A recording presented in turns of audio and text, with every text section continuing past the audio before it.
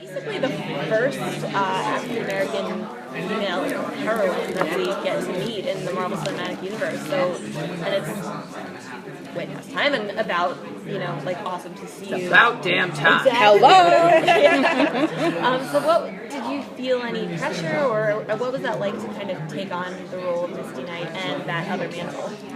I think with everything there's a certain amount of pressure to be true to who the fans love and who the fans want to see. But at the same time, as an actor, you just have a responsibility to tell a story.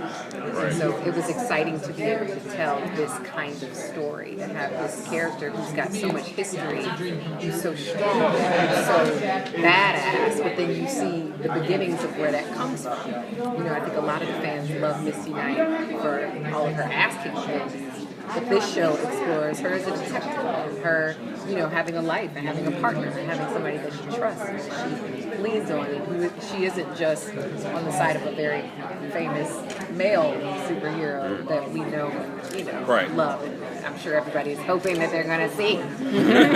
But, it's great to be able to play a strong woman.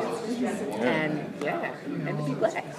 Yeah, because I'm that every day. Can't take it off. Now, Misty, we all know, was, developed in the 70s. First issue was in the 70s. How did you kind of approach updating the character to modern times? Because I really dug your take on her. Oh, thank you. It was the scripts, honestly. It was the writing. And we had a great writing team that also gave, especially Frank and I, the freedom to play.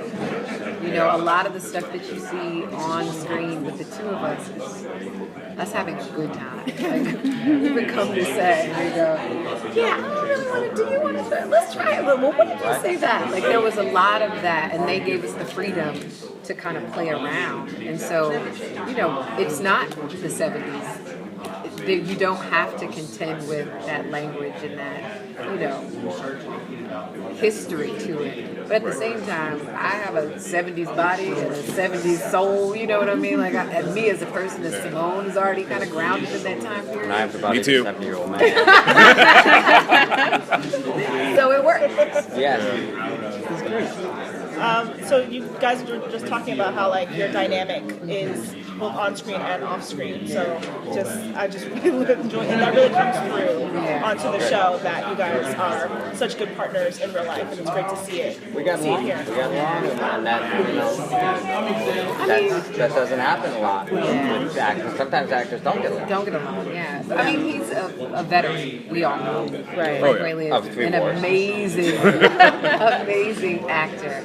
And so, as this being my first big project, it was such a gift to have him. To have somebody who took the job seriously, but not too seriously, and gave whatever, but also was there to play and have fun. So just him as a person is great, and then you transfer that on the screen, and it's real. We took care of our relationship as we built it episode to episode, and like someone said, it was just a lot of fun. Sometimes it'd be 3 o'clock in the morning to be doing, on certain evenings, but we would just push through and get it. But it was always a pleasure. And you were saying it over there, it was such a proud for me. I'm sure for everybody, but I was so proud to be a part of this, for the obvious reasons and the scripts, and it all came together. Getting to work with Simone and the other great actors. Amazing. There was this 4 a.m. It was 4 a.m. and he and I are looking at the police board, and he's like, I don't know what I'm saying. What did I just say? And I was like, I don't know what you just said, because I don't know what I'm saying. Like, it was delirious. I think that was the night where we finished one scene, and then we were beginning a new scene, which is about 4 or 5 pages. And we were like, I don't know what this is, but thank God we had each other to bounce off of. But it was, what can you say? Like, oh my God, they had me shooting on a TV show until 4 in the morning. Like, And I'm small sure problem. Yeah, and I'm sure the audience is going to be sitting there saying, oh, that must have been 4 in the morning. That's why that was bad. 4 in the morning. Oh my God, it's fast forward. Yeah, Can't tell. detectives at 4 in the morning, breaking That's cases, right. it works. Yes. And I look just as bad at 4 in the morning as I do at 4 in the afternoon. Same here. So you talk about building the relationship and the obvious character arc between you two throughout the show. Were you able to shoot it more or less in sequence to build that, or did you have to sort of? Because No. We shot episodes We shot the 101 and episode 102 simultaneously. as one. Yeah. right. And so I remember our first scene together was in the barbershop. Yeah. And then we ended up shooting the walk-in to Right. that maybe That was an episode later, which was very, very interesting. But it was because we had built all of this relationship that they said, oh, no, we have to have this thrown in there, and then we have to have that thrown in there. And so definitely our writers and Cheo, once they saw what we were doing, they would try to infuse as much humor into it as possible because we love comedy. And then they also would then say, okay, well, we need to add that because they're just giving us, we were this. It's tough because there's a lot of stuff, procedural stuff when you play the cop. But to try to make it fresh and new and original and interesting was a challenge. There's a lot of food eating. Yes. Oh, yeah. A lot of food eating Yeah, between 'cause the that's- scenes, Scott. yeah. A lot of drinking. Trying to feel like a cop. It's fun. Like what those guys do, what they go through, and the writers capture the language, and so that's half the battle. And then We just really wanted to play in between the cop procedural work. We always know there's a crime, it has to be solved. This person is that. We're looking for them. But for us, it was more about discovering the relationship and really kind of playing on that. So how would these two people feel about this? And this is what has to be said. Right. Simone, your character had a very complicated and complex relationship, and it's very much like the source material with Luke Cage. Yeah. Was it easy or challenging navigating this connection with Misty and Luke? It was fun. I don't think anything is easy, but it was fun exploring what that is. And there was a lot of discussion, especially between Mike and I as actors, in terms of the arc of these characters.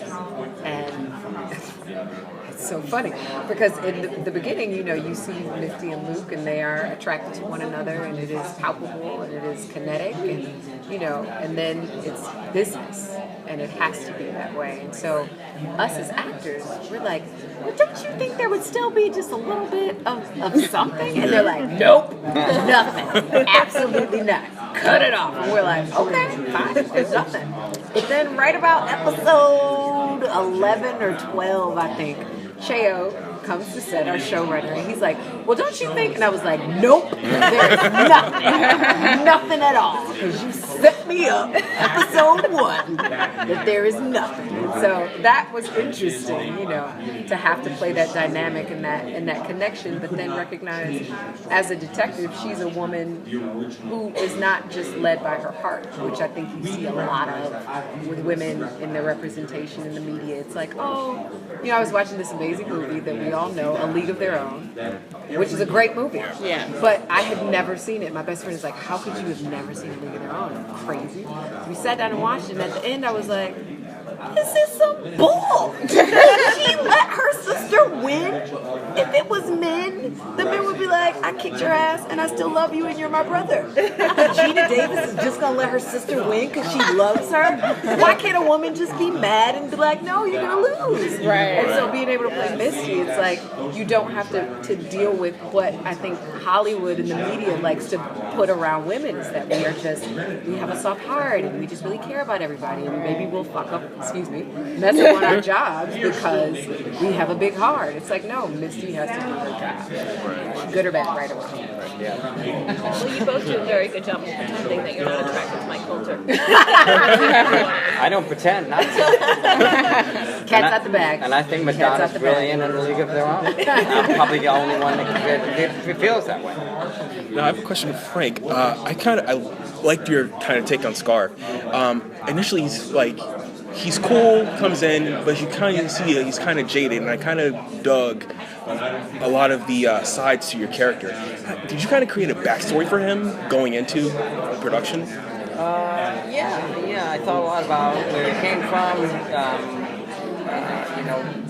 Career, New York policeman, moved up to detective, and found his way into Harlem, teaming up with Misty, and they the two of them been together a long time, and know each other 100% in and out, and they got each other's back. I think they love each other, a great deal of respect, regard, and there's that bond that, unless you're really a policeman on the force, you can't really imagine what that bond is like, because the amount of trust has to be there, the amount of just knowing where the other person is at all times, and so I thought a lot about that, and I think he's a guy with a lot of trouble on his past, a lot of personal demons, a lot of maybe some trouble with booze along the way, family issues, divorce, all those things. He's not a simple kind of guy. He's a very complicated guy. Yeah. And like I say, a great-looking man. And that goes without saying. Great-looking man. We have about 2 minutes. One more question. No one understands him but his woman. And that, you can quote me on that. Don't all go. I brought the house down. I have one more question. Yeah. Now, Simone, as far as your chemistry between Scarf and Luke, I gotta say, you nail it.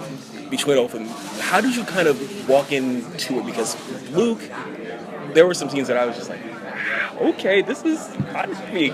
And there are other times where you're just kind of out ends and kind of he bounces you and you guys bounce each other off. Can you kind of speak to that a little bit? Between Scarf and I? And Luke. And Luke.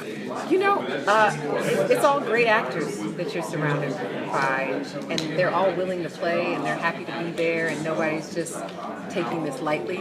So we would have a lot of fun just exploring what wasn't on the page, and just asking questions. And we had a lot of great directors who were interested in pulling out different things that weren't necessarily written. But Mike is a great person. Like, he's a great head of the show. He does not have an ego.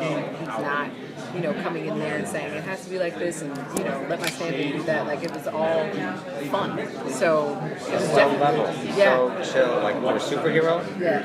Very chill. Like, you would not, he's got this big, deep Big voice. voice. Right. But Yeah. He's a little guy. Yeah. I really beat everybody up. if I was playing Luke Cage, nobody would be talking to me. Right. Everything would be in front of me, and nobody would be near me. Yeah. He's So not that like is kind of the way he did it playing Scarf. Yes. It was like, do not look me in the eye. Yes. Get out of my trailer. No one's allowed to stand in front of me. It's a strange rule. Out of my sideline. Cameras. This is my life. Yes. It's a long list. New shoelaces every hour. Yes. Don't ask. Yes. Thanks so much. Thanks, guys. Thank you. Appreciate it. Awesome.